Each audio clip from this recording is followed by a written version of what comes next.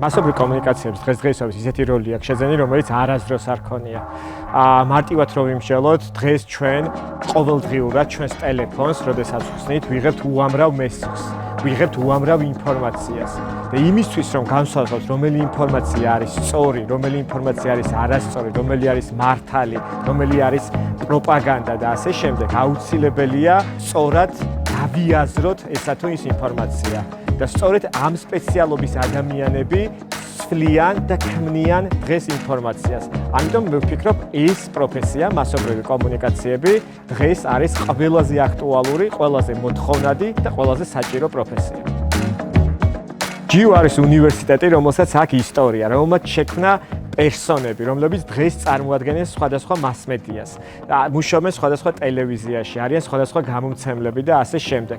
ასე რომ შენ თუ გინდა რომ გახდე პროფესიონალი ჟურნალისტი და იყო ერთ-ერთი მათგანი, მაშინ მე გირჩევ რომ ჩააბარო ამ უნივერსიტეტში.